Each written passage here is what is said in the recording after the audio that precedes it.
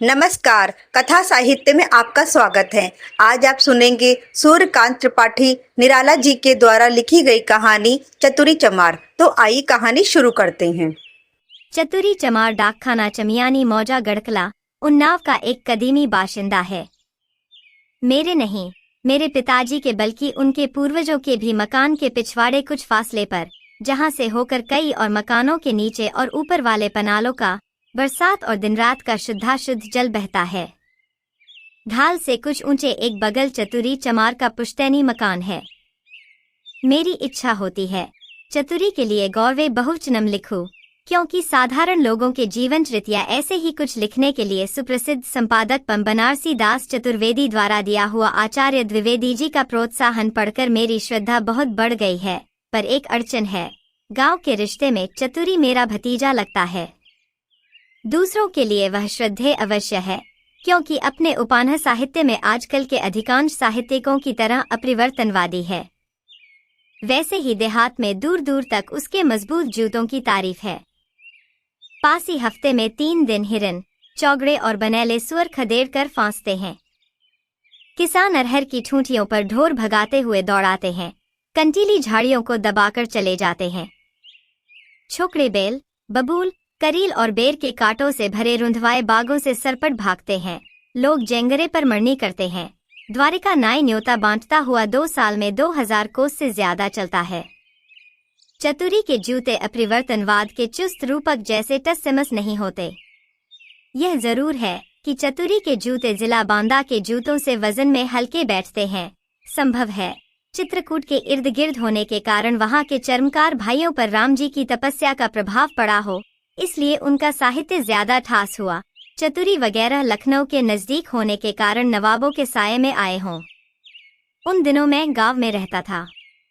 घर बगल में होने के कारण बैठे हुए ही मालूम कर लिया कि चतुरी चतुर्वेदी आदिकों से संत साहित्य का अधिक मर्मज्ञ है।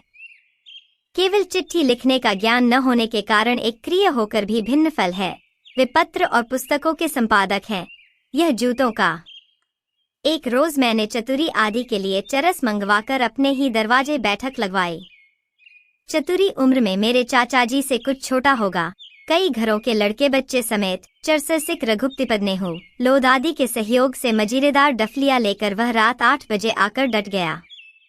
कबीरदास, सूरदास, तुलसीदास, पलटूदास आदि ज्ञात अनेकानेक संतों के भजन होने लगे। पहले मैं निर्गुण शब्द का केवल अर्थ लिया करता था।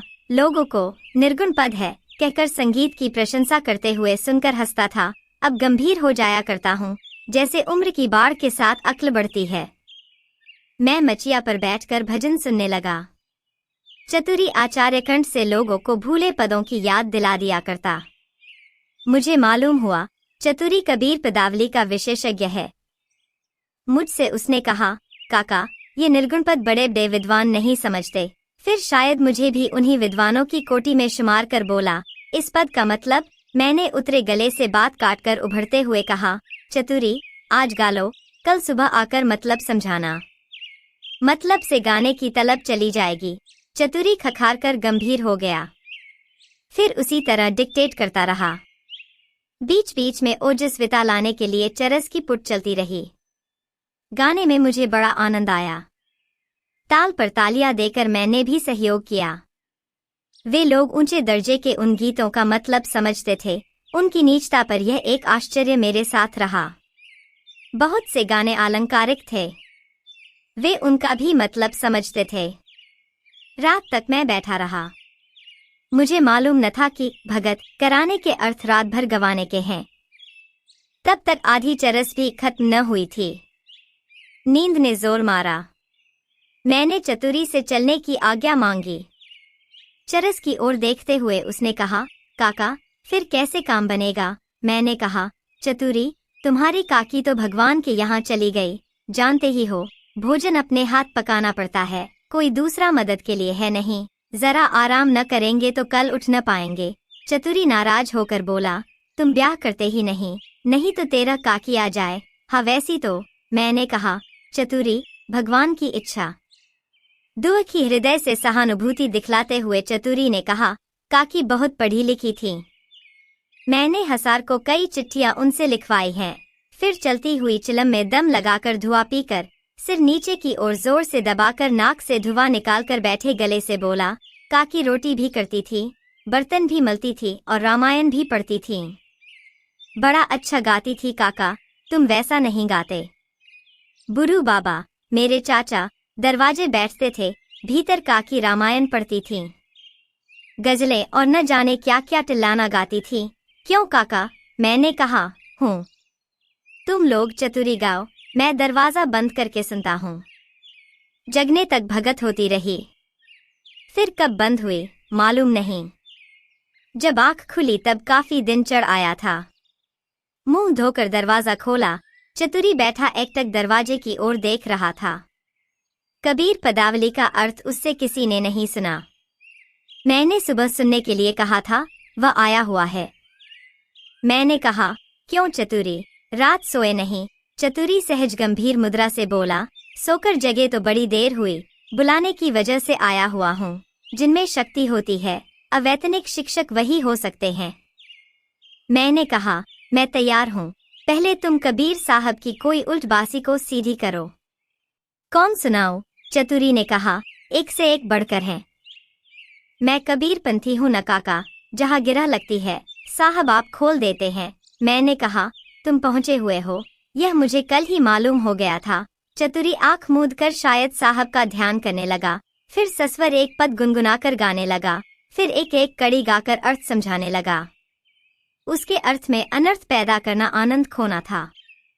जब वह भाष्य पूरा कर चुका, जिस तरह के भाष्य से हिंदी वालों पर कल्याण के निरामिष लेखों का प्रभाव पड़ सकता है, मैंने कहा, चतुरी तुम पढ़े लिखे होते तो 500 की जगह पाते। खुश होकर चतुरी बोला, काका कहो तो अर्जुनवा, चतुरी का एक 17 साल का लड़का को पढ़ाने के लिए भेज दिया करूँ तुम्हारे पास, पढ़ जाएगा, तुम्हारी विद्या ले लेगा, मैं भी अपनी दे दूंगा, तो कहो भगवान की इच्छा हो जाए तो कुछ हो जाए। मैंने कहा, भेज दिया करो, दिया घर से लेकर आया करे। हमारे पास एक ही लालटेन है, बहुत नजदीक घिंचेगा तो गांव वाले चौंकेंगे, आगे देखा जाएगा, लेकिन गुरु दक्षिणा हम रोज लेंगे, घबराओ मत। सिर्फ बाजार से हमारे लिए गोश्त ले आना होगा और महीने में 2 दिन चक्की से आटा पिसवा लाना होगा, इसकी मेहनत हम देंगे। बाजार तुम जाते ही हो। चतुरी को इस सहयोग से बड़ी खुशी हुई। एक प्रसंग पर आने के विचार से मैंने कहा, चतुरी तुम्हारे जूते की बड़ी तारीफ है। खुश होकर चतुरी बोला, हाँ काका, 2 साल चलता है, उसमें एक दर्द भी दबा था। दुखी होकर कहा, काका जिमीदार के सिपाही को एक जोड़ा हर साल देना पड़ता है, एक जोड़ा भगवता देता है, एक जोड़ा पंचमा। जब मेरा ही जोड़ा मजे में 2 साल चलता है, तब ज्यादा लेकर कोई चमड़े की बर्बादी क्यों करे, कहकर डबरबाई आंखों से देखता हुआ जुड़े हाथों से वैसी बटने लगा। मुझे सहानुभूति के साथ हंसी आ गई, मगर हंसी को होठों से बाहर न आने दिया। संभल कर स्नेह से कहा, चतुरी इसका वाजिबुल अर्ज में पता लगाना होगा। अगर तुम्हारा जूता देना अर्ज होगा तो इसी तरह पुष्ट दर पुष्ट तुम्हें जूते देते रहने पड़ेंगे। चतुरी सोचकर मुस्कराया, बोला, अब्दुल अर्ज में दर्ज होगा। क्यों काका? मैंने कहा, देख लो, सिर्फ 1 रुपया हक लगेगा। वक्त बहुत हो गया था, मुझे काम था। चतुरी को मैंने विदा किया। वह गंभीर होकर सिर हिलाता हुआ चला गया। मैं उसके मनोविकार पढ़ने लगा। वह एक ऐसे जाल में फंसा है जिसे वह काटना चाहता है। भीतर से उसका पूरा जोर उभर रहा है, जिसमें बार बार उलझ कर रह जाता है। अर्जुन का आना जारी हो गया। उन दिनों बाहर मुझे कोई काम न था, देहात में रहना पड़ा। गोश्त आने लगा। समय समय पर लोद, पासी, धोबी और चमारों का ब्रह्मभोज भी चलता रहा। घृत पक मसालेदार मांस की खुशबू से जिसकी भी लार टपकी, आप ही निमंत्रित होने को पूछा। इस तरह मेरा मकान साधारण जनों का अड्डा बल्कि हाउस ऑफ कॉमन्स हो गया। अर्जुन की पढ़ाई उत्तरोत्तर बढ़ चली। पहले पहले जब दादा, मामा, काका, दीदी, नानी उसने सीखा तो हर्ष में उसके माँ बाप सम्राट पद पाए हुए को छापकर छलके। सब लोग आपस में कहने लगे, अब अर्जुनवा दादा दादी पड़ गया। अर्जुन अपने बाप चतुरी को दादा और माँ को दीदी कहता था। दूसरे दिन उसके बड़े भाई ने मुझसे शिकायत की, कहा, बाबा अर्जुनवा और तो सब लिख पढ़ लेता है पर भैया नहीं लिखता। मैंने समझाया कि किताब में दादी दादा से भैया की इज्जत बहुत ज्यादा है, भैया तक पहुंचने में उसे 2 महीने की देर होगी। धीरे धीरे आम पकने के दिन आए। अर्जुन अब दूसरी किताब समाप्त कर अपने खानदान में विशेष प्रतिष्ठित हो चला। कुछ नाजुक मिजाज भी हो गया। मोटा काम न होता था। आम खिलाने के विचार से मैं अपने चिरंजीव को लिवा लाने के लिए ससुराल चला गया। तब उसकी उम्र 9 से 10 साल की होगी। सोयम या चहरूम में पड़ता था। मेरे यहाँ उसके मनोरंजन की चीज न थी। कोई स्त्री भी न थी जिसके प्यार से वह बहला रहता। पर 2-4 दिन के बाद मैंने देखा कि वह उबा नहीं, अर्जुन से उसकी गहरी दोस्ती हो गई है। मैं अर्जुन के बाप के जैसा, वह भी अर्जुन का काका लगता था। यद्यपि उम्र में उससे 1.25 पट था, फिर भी पद और पढ़ाई में मेरे चिरंजीव बड़े थे। फिर यह ब्राह्मण के लड़के भी थे। अर्जुन को नई और इतनी बड़ी उम्र में उतने छोटे से काका को श्रद्धा देते हुए प्रकृति के विरुद्ध दबना पड़ता था। इसका असर अर्जुन के स्वास्थ्य पर 3-4 दिन में ही प्रत्यक्ष हो चला। तब मुझे कुछ मालूम न था। अर्जुन शिकायत न करता था, मैं देखता था। जब मैं डाकखाना या बाहर गांव से लौटता हूँ, मेरे चिरंजीव अर्जुन के यहाँ होते हैं या घर ही पर उसे घेर कर पढ़ाते रहते हैं। चमारों के टोले में गोस्वामी जी के इस कथन को मनुमत गजगन निरखिसिंह किशोर ही चोप वह कई बार सार्थक करते देख पड़े। मैं ब्राह्मण संस्कारों की सब बातों को समझ गया, पर उसे उपदेश क्या देता। चमार दबेंगे, ब्राह्मण दबाएंगे। दवा है, दोनों की जड़ें मार दी जाए, पर सहज साध्य नहीं। सोचकर चुप हो गया। मैं अर्जुन को पढ़ाता था तो स्नेह देकर उसे अपनी ही तरह का एक आदमी समझकर उसके उच्चारण की त्रुटियों को पार करता हुआ। उसकी कमजोरियों की दरारें भविष्य में भर जाएंगी, ऐसा विचार रखता था। इसलिए उसमें कहाँ प्रमाद है, यह मुझे याद भी न था।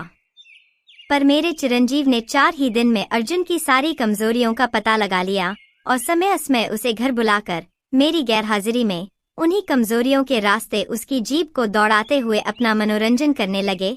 मुझे बाद में मालूम हुआ। सोमवार मियांगंज के बाजार का दिन था। गोश्त के पैसे मैंने चतुरी को दे दिए थे। डाकखाना तब मगरायर था। वहां से बाजार नजदीक है। मैं डाकखाने से निबंध भेजने के लिए टिकट लेकर टहलता हुआ बाजार गया। चतुरी जूते की दुकान लिए बैठा था। मैंने कहा, कालिका, धोबी भैया आए हुए हैं। चतुरी, हमारा गोश्त उनके हाथ भेज देना। तुम बाजार उठने पर जाओगे, देर होगी।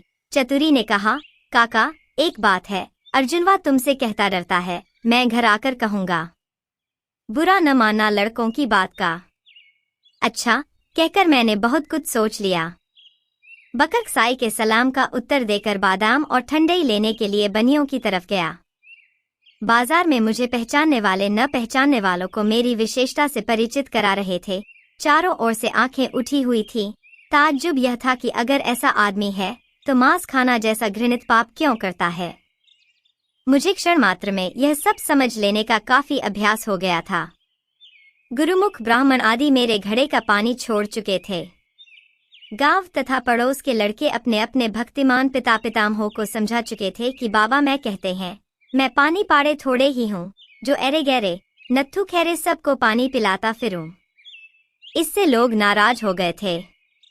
साहित्य की तरह समाज में भी दूर दूर तक मेरी तारीफ फैल चुकी थी, विशेष रूप से जब एक दिन वलायत की रोटी पार्टी की तारीफ करने वाले एक देहाती स्वामी जी को मैंने कबाब खाकर काबुल में प्रचार करने वाले रामचंद्र जी के वक्त के एक ऋषि की कथा सुनाई और मुझसे सुनकर वहीं गांव के ब्राह्मणों के सामने बीड़ी पीने के लिए प्रचार करके भी मुझे नीचा नहीं दिखा सके। उन दिनों भाग्यवश मिले हुए अपने आवारागर्द नौकर से बीड़ी लेकर सबके सामने दिया स्लाई लगाकर मैंने समझा दिया कि तुम्हारा इस जूठे धुएं से बढ़कर मेरे पास दूसरा महत्व नहीं। मैं इन आश्चर्य की आंखों के भीतर बादाम और ठंडई लेकर जरा रीढ़ सीधी करने को हुआ कि एक बुढ़े पंडित जी एक देहाती भाई के साथ मेरी ओर बढ़ते नजर आए। मैंने सोचा शायद कुछ उपदेश होगा। पंडित जी सारी शिकायत पीकर मधुमुख हो अपने प्रदर्शक से बोले, आप ही हैं। उसने कहा, हाँ यही है। पंडित जी देखकर गदगद हो गए। बोरी उठाकर बोले, ओहो हो, आप धन्य हैं। मैंने मन में कहा, नहीं मैं धन्य हूँ, मजाक करता है खूसट, पर गौर से उनका पगड़ और खौर देखकर कहा, प्रणाम करता हूँ पंडित जी। पंडित जी मारे प्रेम के संज्ञा खो बैठे। मेरा प्रणाम मामूली प्रणाम नहीं, बड़े भाग्य से मिलता है। मैं खड़ा पंडित जी को देखता रहा। पंडित जी ने अपने देहाती साथी से पूछा, आप बेमे सब पास हैं? उनका साथी अत्यंत गंभीर होकर बोला, हाँ जिला में दूसरा नहीं है। होंठ काटकर मैंने कहा, पंडित जी रास्ते में 2 नाले और एक नदी पड़ती है। भेड़िए लागन है, डंडा नहीं लाया, आज्ञा हो तो चलूं, शाम हो रही है। पंडित जी स्नेह से देखने लगे। जो शिकायत उन्होंने सुनी थी, आंखों में उस पर संदेह था, दृष्टि कह रही थी यह वैसा नहीं, जरूर गोश्त न खाता होगा, बीड़ी न पी होगी। लोग पाजी हैं। प्रणाम करके आशीर्वाद लेकर मैंने घर का रास्ता पकड़ा। दरवाजे पर आकर रुक गया। भीतर बातचीत चल रही थी। प्रकाश कुछ कुछ था। सूर्य डूब रहा था।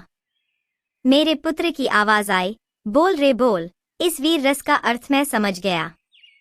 अर्जुन बोलता हुआ हार चुका था, पर चिरंजीव को रस मिलने के कारण बुलाते हुए हार न हुई थी। चूंकि बार बार बोलना पड़ता था, इसलिए अर्जुन बोलने से ऊबकर चुप था। डांट कर पूछा गया तो सिर्फ कहा, क्या? वही गुण बोल। अर्जुन ने कहा, गुड़। बच्चे के अट्टहास से घर गूंज उठा। भरपेट हंसकर स्थिर होकर फिर उसने आज्ञा की, बोल गणेश। रोनी आवाज में अर्जुन ने कहा, गणेश। खिलखिलाकर हंसकर चिरंजीव ने डांटकर कहा, गड़ास गड़ास करता है, साफ नहीं कहना आता। क्यों रे, रोज दातौंग करता है। अर्जुन अप्रतिभ होकर दबी आवाज में एक छोटी सी हुंक करके सिर झुकाकर रह गया। मैं दरवाजा धीरे से ढकेलकर भीतर खंभे की आड़ से देख रहा था।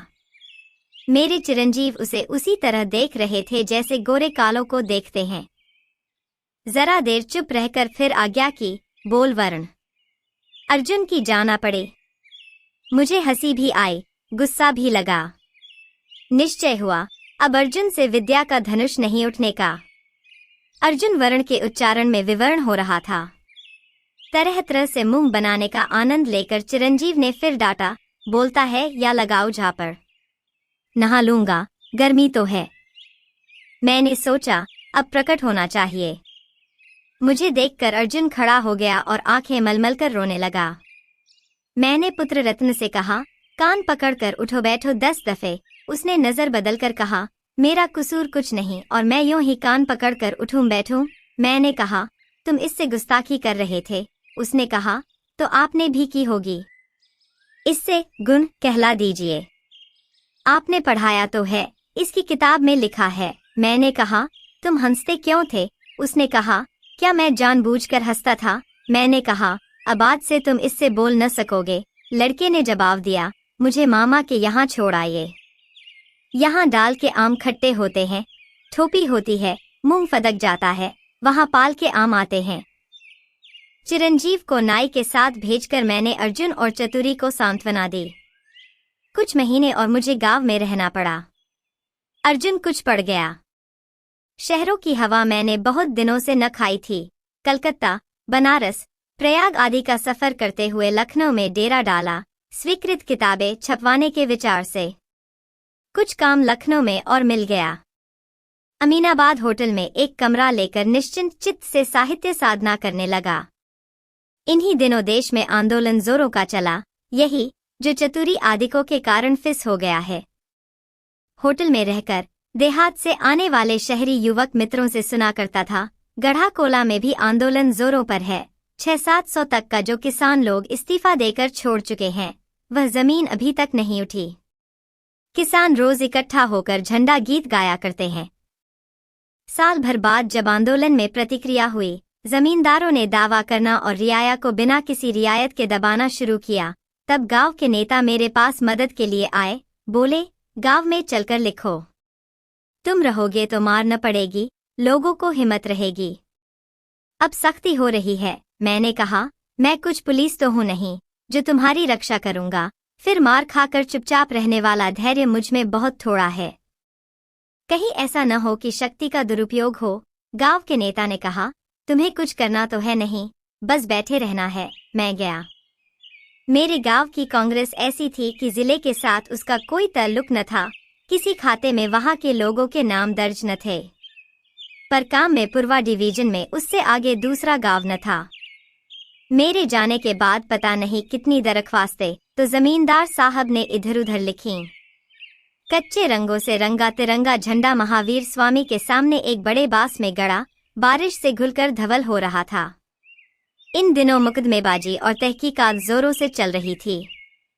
कुछ किसानों पर 1 साल के हरी भूसे को 3 साल का बाकी बनाकर जमींदार साहब ने दावे दायर किए थे, जो अपनी क्षुद्रता के कारण जमींदार ऑनरेरी मैजिस्ट्रेट के पास आकर किसानों की दृष्टि में और भयानक हो रहे थे। एक दिन दरख्वास्तों के फलस्वरूप शायद दरोगा जी तहकीकात करने आए। मैं मगरायर डाक देखने जा रहा था। बाहर निकला तो लोगों ने कहा, दारोगा जी आए हैं, अभी रहो। आगे दरोगा जी भी मिल गए। जमींदार साहब ने मेरी तरफ दिखाकर अंग्रेजी में धीरे से कुछ कहा। तब मैं कुछ दूर था, सुना नहीं। गांव वाले समझे नहीं। दरोगा जी झंडे की तरफ जा रहे थे। जमींदार शायद उखड़वा देने के इरादे से लिए जा रहे थे।